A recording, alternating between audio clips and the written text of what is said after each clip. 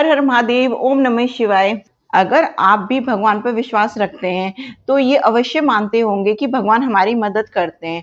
हर परिस्थिति में भगवान किसी न किसी रूप में आकर हमारी मदद ज़रूर करते हैं, चाहे हम उसे समझ सकें या ना समझ सकें।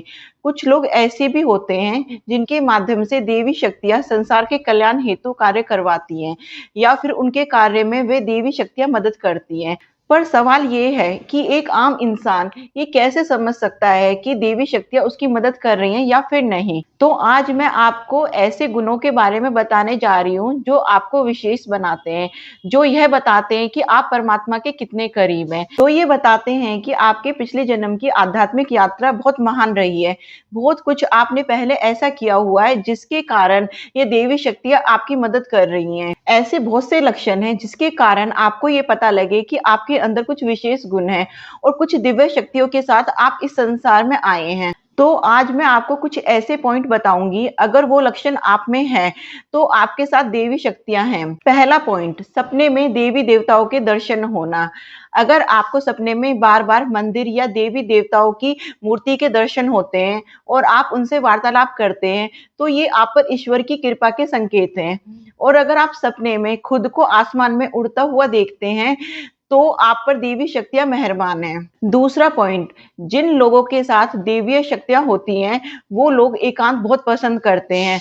उनको एकांत में रहना इतना पसंद होता है कि वो ज्यादातर अपना समय अकेले में ही व्यतीत करते हैं। लेकिन एक धारणा उनके मन में हमेशा बनी रहती है कि उनका जन्म एक विशेष उद्देश्य के लिए हुआ है, और ये चीज बार बार उनके दिमाग में चलती रहती है कि वो इस संसार में किसी विशेष उद्देश्य के लिए आए हैं। वो दुनिया की भीड़ भाड़ से दूर अकेले में रहना पसंद करते हैं, खुद को जानना पसंद करते हैं। यही गुण उनको विशेष बनाते हैं। तीसरा पॉइंट, पूर्वाभास होना। अगर आपको भविष्य की घटनाओं का पहले से ही आभास होने लगता है या उसका ज्ञान होने लगता है, तो समझ लीजिए देवी शक्तियों की कृपा निश्चित रूप से आपके ऊपर है। हमने अक्सर अपने आसपास के लोगों को देखा है, उन्हें पहले से ही भविष्य में होने वाली घटनाओं का आभास हो जाता है। उन्हें पहले से ही पता लग जाता है कि उनके साथ क्या होने वाला है या परिवार के सदस्यों के साथ क्या होने वाला है। तो निश्चित तौर से उनके आसपास देवी शक्तियां होती हैं, उनके ऊपर देवी शक्तियों का हाथ होता है। चौथा पॉइंट, भाग्य उदय होना। अगर आपके साथ देवी शक्तियां हैं, तो आपका भाग्य उदय होना निश्चित है। आपको ऐसी ऐसी जगह से, ऐसे ऐसे लोगों से लाभ मिलने लग जाता है जिसके बारे में आपने दूर तक नहीं सोचा होगा, और आपके कार्य में आने वाली रुकावट समाप्त होने लग जाती है और आपका हर काम बिना किसी रुकावट के आसानी से होने लग जाता है। आप जो सोच भी नहीं सकते, आपके साथ वो होने लग जाता है और चारों तरफ से आपका भाग्य चमकने लग जाता है। पांचवा पॉइंट, ऐसे लोग जिनके साथ देवी शक्तियां हैं, वो दूसरों के दुख को अपना समझकर रोने लग जाते हैं। वो इतना फील करते हैं, सबके दुखों को अपना समझ लेते हैं, जैसे कि वो घटना उन्हीं के साथ हो रही हो। ऐसे लोग बहुत सेंसिटिव होते हैं। ऐसे लोग सबको समझ पाते हैं, पर ऐसे लोगों को समझना बहुत मुश्किल होता है। ऐसे लोग पास्ट की कोई भी घटना याद करके बहुत भावुक हो जाते हैं। ऐसे लोग समाज के दूसरे लोगों के साथ फिट नहीं हो पाते, क्योंकि वो जिस आध्यात्मिक रास्ते पे चलते हैं, वहां पर उनकी सोच ज्यादातर लोगों से मैच नहीं करती। इनका मन बार बार परमात्मा की ओर खिंचता चला जाता है।